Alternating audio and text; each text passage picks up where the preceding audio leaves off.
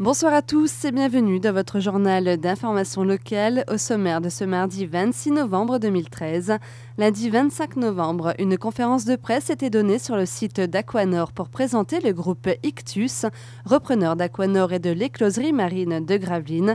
Dès aujourd'hui, ce dernier va mettre en œuvre son projet de redressement et de renouveau pour le site.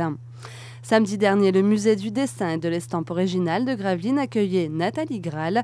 Certaines de ses œuvres sont exposées dans ce musée. C'était l'occasion pour elle de présenter ses travaux et de prodiguer quelques conseils. Jusqu'au 1er décembre, Sportica accueille le championnat de France des oiseaux d'élevage. Sur une semaine, 2 jours sont consacrés au concours, les 2 autres à l'exposition qui sera ouverte au public.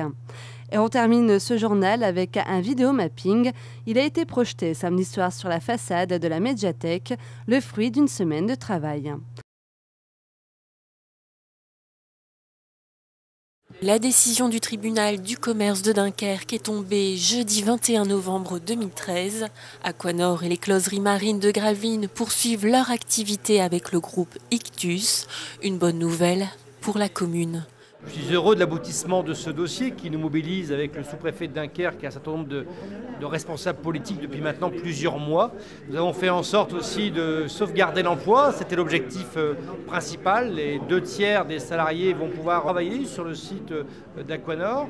C'était aussi un enjeu d'image, ce dossier avec EDF et la centrale nucléaire. Je voudrais remercier aussi EDF de son investissement très important sur le dossier. Enfin, c'était le développement du pôle aquaculture régional. Le groupe Ictus va ainsi s'inscrire avec l'écloserie marine dans un schéma de recherche.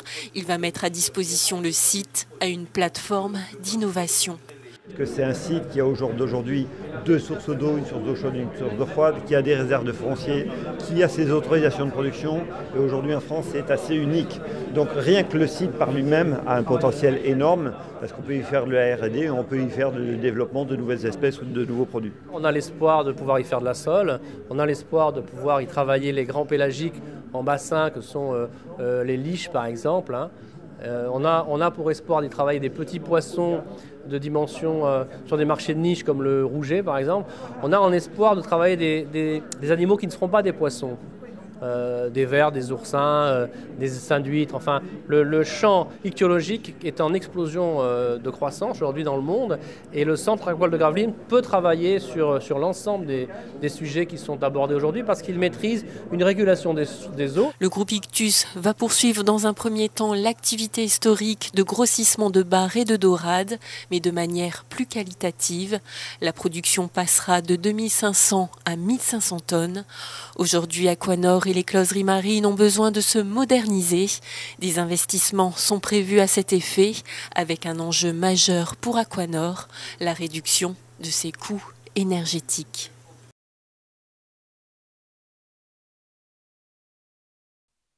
Pour la première fois, Nathalie Graal intervenait en public au musée du dessin et de l'estampe originale. L'artiste en a profité pour échanger avec les personnes présentes aux 2 ateliers. Je leur ai appris, je pense que j'ai surtout montré comment s'élabore une gravure, du début à la fin. C'est-à-dire comment déjà l'idée vient, comment je cherche l'idée sur le cuivre avec le pinceau et la peinture, comment une fois que le dessin est fait, là, comme j'ai montré, j'utilise le burin pour transformer ce dessin peint sur la plaque en quelque chose de gravé. Et une fois que la gravure est terminée, tout à l'heure j'ai fait une démonstration du tirage, comment l'image imprimée arrive.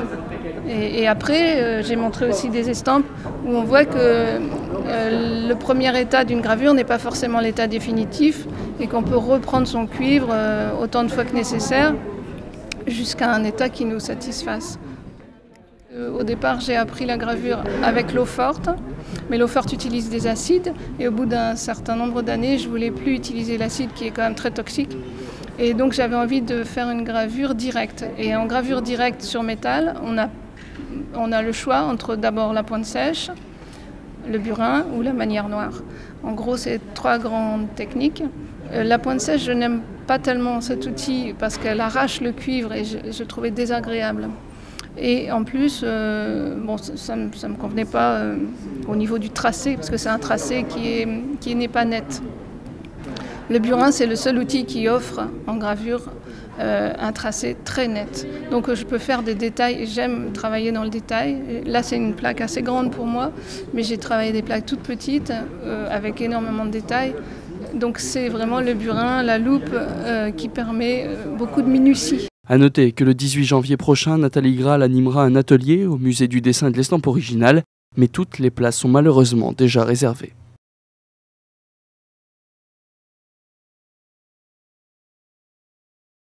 La salle omnisport de Sportica s'est transformée pour quelques jours en grande volière de 5000 m².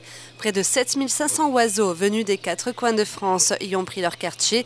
Et dès le mercredi, 25 juges scruteront et écouteront avec attention les volatiles afin d'élire l'oiseau parfait. Reprenons l'exemple du chant, c'est l'oiseau qui aura les meilleurs tours de chant ou qui aura réussi à chanter tout le répertoire qu'il doit normalement présenter au juge. Pour les canaris de couleur, ce sont plus des critères de couleur et de dessin.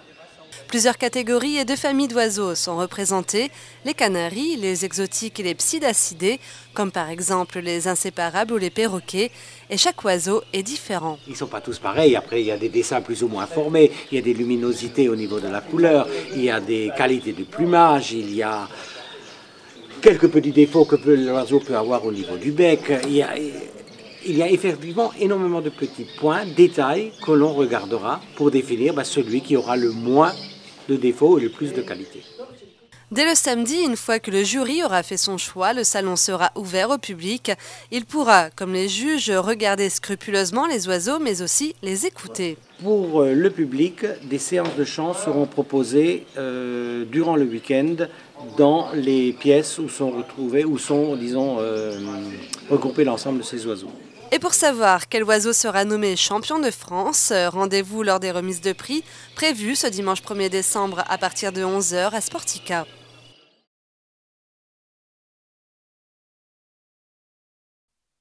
Pour la première fois, Nathalie Graal intervenait en public au musée du dessin et de l'estampe originale. L'artiste en a profité pour échanger avec les personnes présentes aux deux ateliers. Je leur ai appris, je pense que c'est surtout montrer comment s'élabore une gravure, du début à la fin. C'est-à-dire comment déjà l'idée vient, comment je cherche l'idée sur le cuivre avec le pinceau et la peinture, comment une fois que le dessin est fait, là, comme j'ai montré, j'utilise le burin pour transformer ce dessin peint sur la plaque en quelque chose de gravé. Et une fois que la gravure est terminée, tout à l'heure j'ai fait une démonstration du tirage, comment l'image imprimée arrive. Et après, j'ai montré aussi des estampes où on voit que le premier état d'une gravure n'est pas forcément l'état définitif et qu'on peut reprendre son cuivre autant de fois que nécessaire jusqu'à un état qui nous satisfasse. Au départ, j'ai appris la gravure avec l'eau forte, mais l'eau forte utilise des acides et au bout d'un certain nombre d'années, je ne voulais plus utiliser l'acide qui est quand même très toxique. Et donc j'avais envie de faire une gravure directe. Et en gravure directe sur métal, on a le choix entre d'abord la pointe sèche, le burin ou la manière noire. En gros, c'est 3 grandes techniques. La pointe sèche, je n'aime pas tellement cet outil parce qu'elle arrache le cuivre et je trouvais désagréable. Et en plus, ça ne me convenait pas au niveau du tracé, parce que c'est un tracé qui n'est pas net. Le burin, c'est le seul outil qui offre en gravure un tracé très net. Donc je peux faire des détails, j'aime travailler dans le détail. Là, c'est une plaque assez grande pour moi, mais j'ai travaillé des plaques toutes petites avec énormément de détails. Donc c'est vraiment le burin, la loupe qui permet beaucoup de minutie. A noter que le 18 janvier prochain, Nathalie Graal animera un atelier au musée du dessin et de l'estampe originale, mais toutes les places sont malheureusement déjà réservées.